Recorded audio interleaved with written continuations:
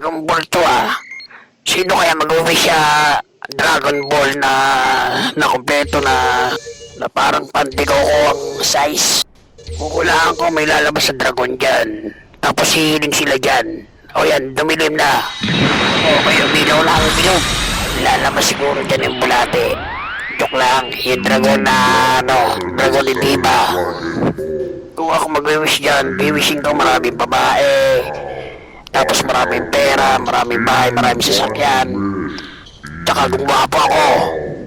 Si Goku pala hihiling eh. Ano kaya hilingin ni Goku?